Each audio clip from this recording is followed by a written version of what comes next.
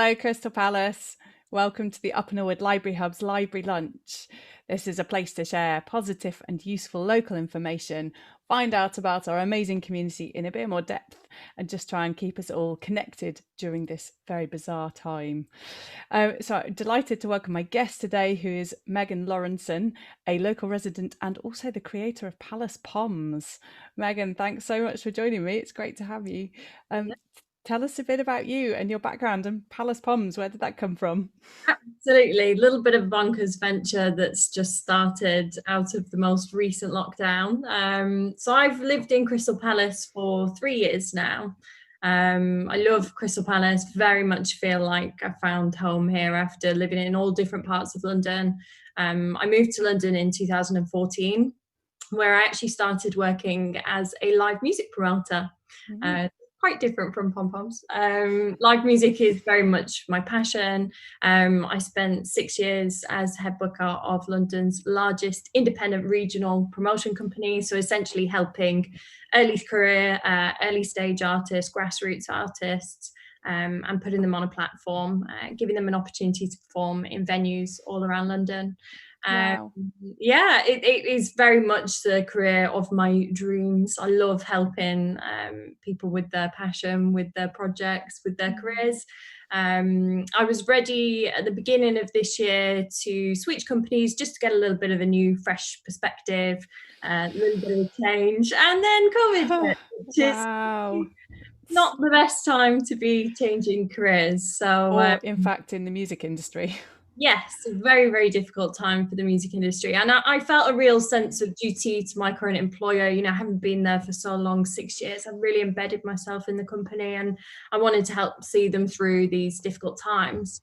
Being a live events company when no events are allowed, we went from having 250 shows across London in the calendar to nothing within the space of a day. So the last few months have been really tough. There's been a lot of innovation. There's been a lot of real high points. We've had some really successful live stream projects. I ran a project with War Child where we had over 500 artists take part in from home live streams raising money for the charity, and we raised over £80,000. Wow, that's amazing. Yeah, and for me that was the real kind of turning point for my team as well, to be able to still give artists an opportunity to perform despite the restrictions, an opportunity to engage their audience, but also to raise money for a good cause. That was fantastic, but it was not easy. It was a lot of hard work. Next, after that, we started doing live stream shows from a purpose-built studio environment. So instead of streaming from home with, the living room or the kitchen as your backdrop, you had, the full stage show, lights, camera, action, the whole thing. Awesome. And they were also set up as fundraisers, but directly for the artists taking part. So artists were actually able to monetize their live performance. So yeah, a lot of positives came out of that. And then the time came around to start thinking about my own plans again. I decided that November would be the time to bring things to a close for my current role. And I decided I'm going to take the last 2 months of the year off. I'm going to have a little sabbatical, just rest, relax, recharge. That's a good idea. Just hit the job market fresh in the new year. And I managed to last 3 days of unemployment before I started my own small business. Amazing. Wow. Obviously, I don't know how to relax, or I just can't relax. That's just not a thing. Very familiar. Yeah, but it all started from this. I just wanted to get my own Christmas tree ready.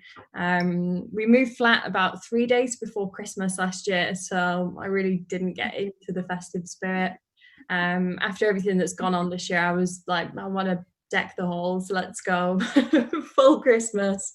So on my first day off, I started making this little garland for my own Christmas tree, and then my ideas just started going wild. And now I've got a beautiful array of pom-pom wreaths that are proving really popular.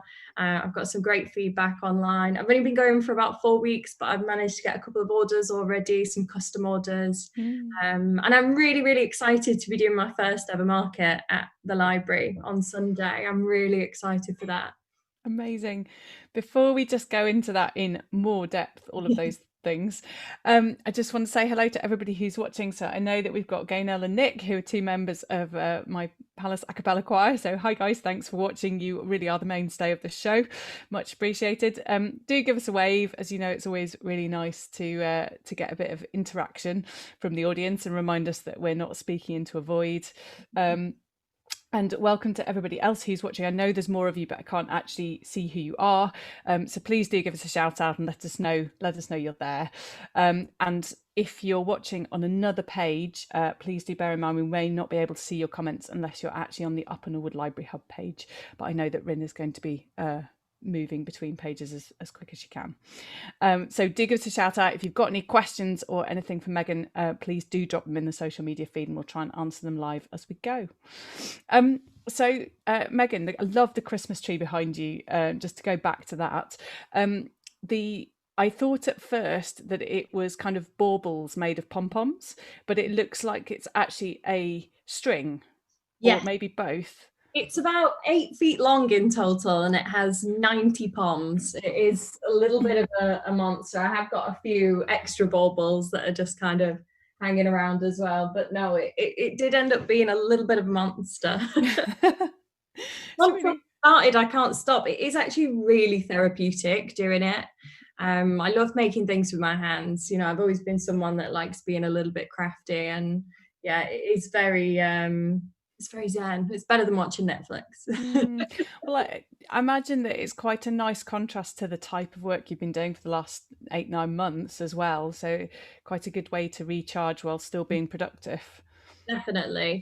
And you know, it is a fun way of incorporating some of the skills that I'm used to doing with my day job. You know, I'm spending my time most of the time helping, you know, emerging artists identify, build, develop, nurture their fan base and their following, and I'm essentially having to do that for myself now, for my own small business. So it's been great, you know, having the experience of implementing, you know, social media campaigns and sponsored ads, and some new skills as well, like product photography.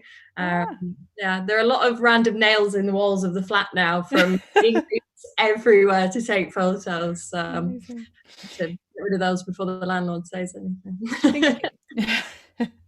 Do you think it will change kind of how you approach when you go back to working in the live music industry and things? Is it going to affect how you approach it and kind of the skills you can offer and the perspective and things? Yeah, I think as a promoter, I've always been the one that kind of stands in the shadows. The artist always takes precedent. They're always the one in the spotlight. It has been quite different, and it's been quite difficult really to switch that focus onto me and my products, because I am very much, you know, the one behind the curtain putting things together and is never seen, you know, back of the room with a beer in my hand, but never in the spotlight.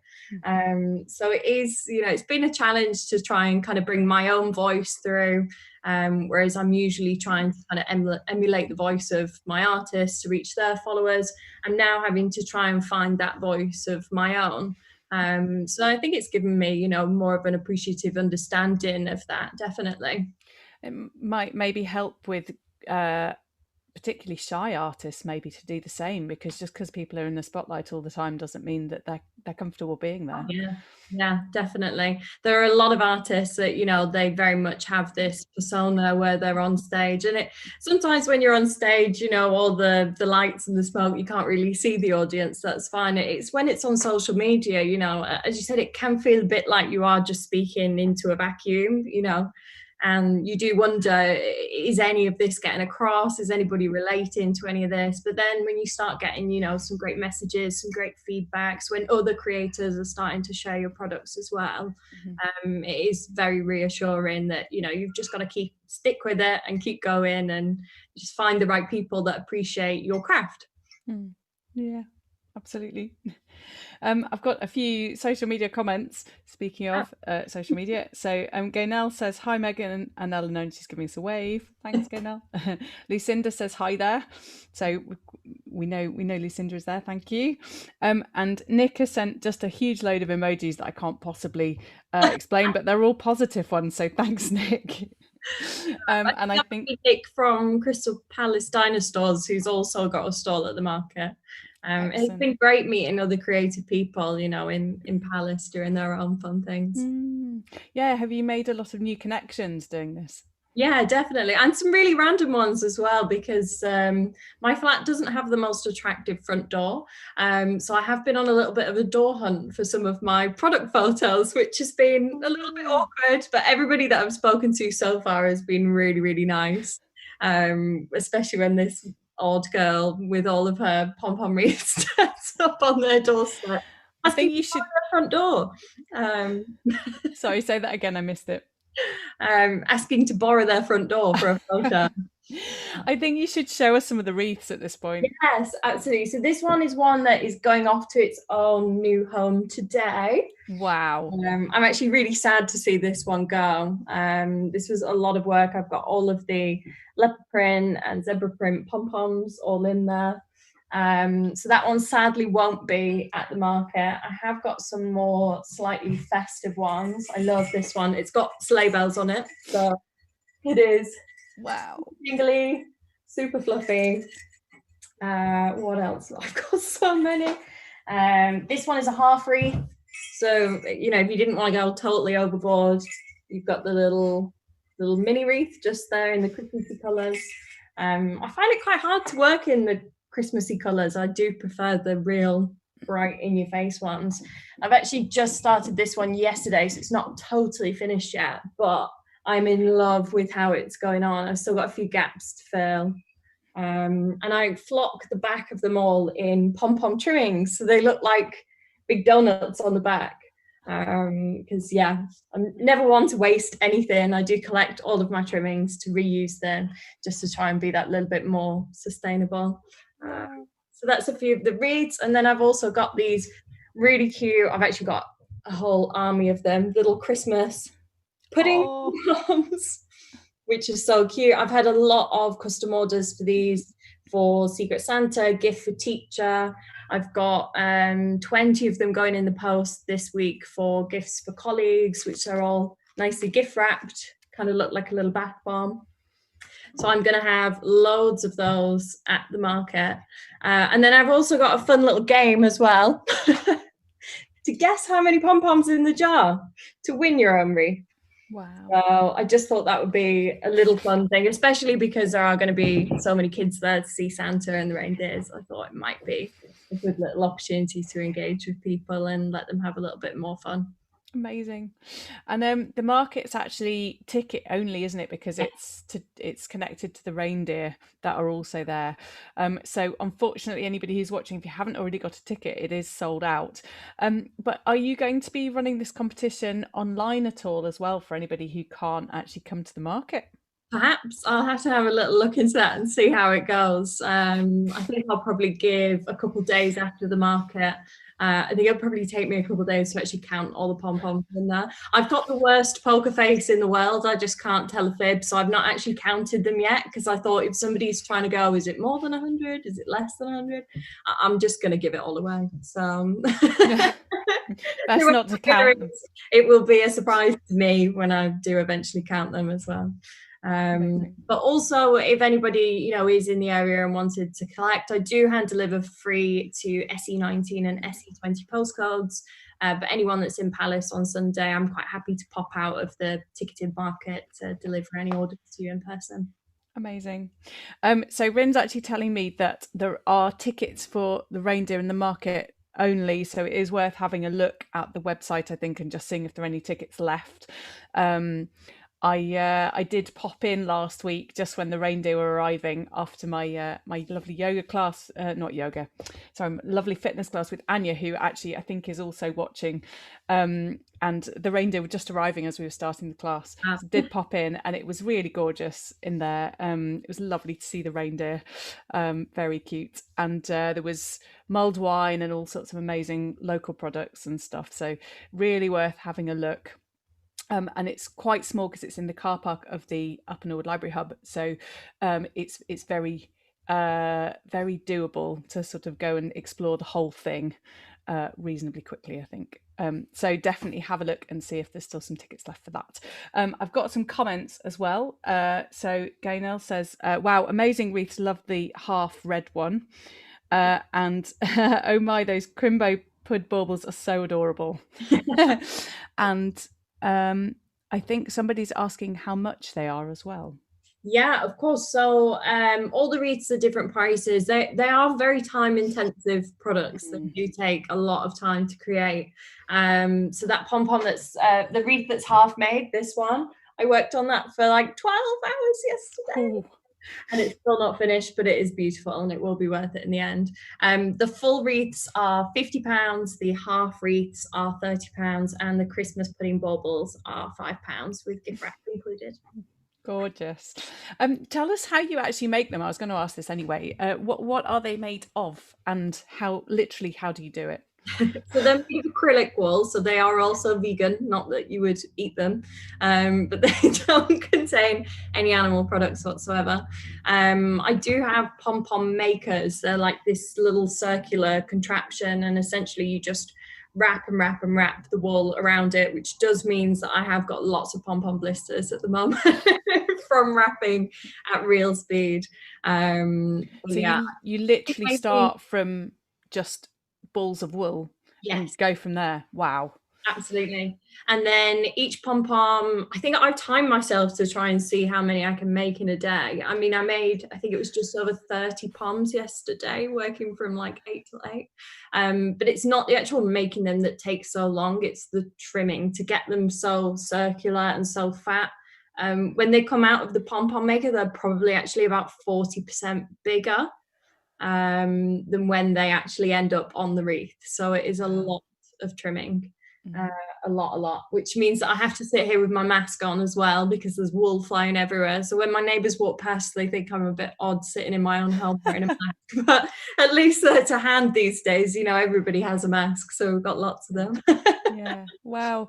So the actual putting them together into the wreath is probably not the most time-consuming bit. No, it's not. I think deciding on the kind of colour palette, first of all, to actually get all the poms together. Sometimes I just start sticking them on, and I like the kind of haywire approach. I've got this one here that is a little bit more bonkers. All different sizes, all different placements. I find it's really important to keep the integrity of the shape of the wreath because it can be very easy to start going a little bit squiffy and a little bit squiggly, but I like it when they're nice and fat and round. Yeah, they look really cozy and kind of soft, and like you just want to sit and squish them and sort of play with them. The good thing is as well, you know, they'll last forever. You can pack them up after Christmas, put them in the loft, and they'll still look as beautiful next year, or just keep them up all year round. Well, it's the advantage to some of the ones. I was really taken with the one at the beginning, actually, that was sort of sunshiny colours and yellows and pinks and things. Can we see that one again? Yeah, that one's going to its new home today. That one's a designer called Sandra. She's SOS 15. And I'm going dropping that off at her studio later today. That one is very popular. I might have to make another one with that kind of colour palette. But sometimes I'll just start with one pom. I'll just make, like I made this one first. And it just kind of starts from there. And before I notice, I've been working on pom-poms for 5 hours. Oh, well, it's lovely. And as you say, that one, I mean, you could definitely keep that up all year. It's cheerful enough for Christmas for sure, but also just amazing colours. Bedrooms as well, you know, I think they'd look really cute as well. Yeah, awesome. Oh, it's really fab. So just tell us a bit about Sunday then. So the market. So the market is 11 till 4 on Sunday. So I'm very excited to be there. That is my first in-person market ever. I know that for a lot of makers, it's their first in-person market this year because of everything that's been going on. It is so nice that there's still really festive activities going on at the moment. And I popped my head in last week as well, and it looked really fantastically run and, you know, really well organised. So I'm going to be there all day from 11 a.m. till 4 p.m. And I'm just hoping that the products stick around all day so that I can stick around all day, because it was great when I popped in. There was Christmas music and mulled wine, and I'm just going for a little boogie and a mulled wine more than anything. And sell some pom-poms on the side. Yeah. Brilliant. So if people want to keep in touch, kind of ask you questions, find out what you've got available, stand outside the market and kind of get you to deliver stuff outside, how can they do that? So my Instagram is palace.poms. And you can follow me there. There's lots of kind of behind the scenes pictures, little teasers of what's to come, and little kind of making of videos, as well as lots of product photos as well. And yeah, there's a highlight on there called shop, and that's where you can see all of the wreaths that I have available. I'm not going to be able to take any more custom orders for wreaths this year, but I'm very happy to take them from the new year as well, because as you said, you can customize the color palette completely. We could have some Valentine's wreaths, Easter wreaths. The possibilities are endless. How sure are you that you're going back to the music business? I am pretty sure. This was very much a kind of project. It has very much grown a life of its own, and I'm just really happy that people are, appreciating what I've been making, and the fact that people want to take these into their own homes is, really fantastic. But I am very much ready to get back into music. I do miss all of my artists. When I left the company in November, I had a personal roster of around 4,000 artists. Blimey. So it is a lot, and a lot of them have been keeping in touch, which is fantastic. But no, I'm very excited for my next chapter, and hopefully 2021 with news of the vaccine, we will see a lot more rebuilding of the live music industry. Yeah, hope so. But in the meantime, it sounds like you might still be doing custom pom-poms as well on the side if Definitely. If people are interested, there. then yeah, absolutely, I'll keep that door open. Brilliant. Cool. Lucinda's added a comment, just so many pom-poms with an exclamation mark. Yeah, this is a one-bedroom flat. I must say my boyfriend has been an absolute saint because it is just everywhere. The dining room table, and yeah, as all the neighbours walk past, they just see me going crazy with my hot glue gun every day. Amazing. I hope you've got a window open. Yes. Fab. Oh, well, thank you so much for coming to chat to us. It's been really lovely. And all the best for the market on Sunday. I'll try and come and wave from the from the doorway. Amazing. I've just got a few quick things to remind you all about if you're still watching, just before we finish. So on Saturday, we're doing a bit of carol singing from the Christmas tree, which is being streamed through Crystal Palace Festival page and also the Upper Norwood Library Hub page. And I think there's some opera singers doing something that afternoon as well. So there's basically a bit of live music streamed live from the Christmas tree. Obviously, we can't encourage everybody to come and congregate at the tree, but if you're passing, do give us a wave. So we're on 3:30 till 4, I think, or round about then. And I think the opera singers are earlier than that. It'd be great to have a bit of support. And then on Sunday, we have a Crystal Palace Christmas at the Upper Norwood Library Hub. So that's being live streamed as well. There may still be the odd ticket for live in-person audience. If you're interested in that, it's worth a check. I did actually go to the last one. I know that it was very well thought out. Everybody, masks, distance, separation between audience and the performers, and everything felt very, very well and safely thought out. So there may still be a couple of tickets worth having a look. And then what else? This week we have a pantomime. No, not pantomime. By JLA Productions of Oh No It Isn't. This is live at the Upper Norwood Library Hub. They are the best of sisters on stage, but the worst of friends off it. It's the final performance of Cinderella in a moth-eaten regional theatre, and backstage tensions threaten to boil over on stage. Will the egotism, one-upmanship and sexual politics remain confined to the dressing room? Will the ugly sisters keep the professional and the personal personal? Will we ever find out what happened during Babes in the Wood? And this is running from the 17th to the 20th of December, and tickets are available on the website. Sounds very intriguing.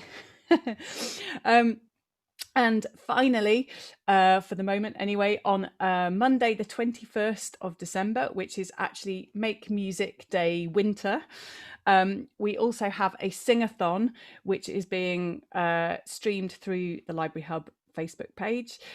This is a load of local choirs all showcasing what they've been doing during the last 9 months. So we've all been working largely online, creating virtual performances. It is amazing to be able to do a little bit of small group in-person carol singing and stuff, but I think for all of us, the bulk of what we've been doing has been online. And so this is going to be an amazing showcase of what local choirs have been up to for the last few months. And it is a fundraiser for the Library Hub, so it's being streamed for free, but we would love donations. Obviously, the Library Hub has lost a lot of its income in the last few months because you can't rent out the rooms for most of the last 9 months. Please do pop along onto the Facebook page. I think it's 6:30. Enjoy the music. If you can leave us a donation, we'd really appreciate it. And also like, share, spread the word. That is all incredibly valuable for us as well. So thanks everybody very much. Thank you, Megan. Lovely to chat to you. Absolutely love the pom-poms. I hope Sunday goes well with your first market. And I think, can we just finish with, I'd love you to show us one of your wreaths again, just as a final. Absolutely. Let's go with this one. I didn't show this one actually. This one's called Warblicious because it is absolutely bonkers. Wow. So that could be the last one. That's absolutely amazing. So check out Palace Poms on social media if you're interested in a wreath or the Christmas pudding baubles, and also check out the market on Sunday at the Upper Norwood Library Hub, but you need to buy a ticket in advance. That's it from us for today. Have a lovely weekend, and we'll be back on tomorrow with theatre talk from the library lunch. That's it for now. Stay safe, everybody. Take care. See you soon. Bye.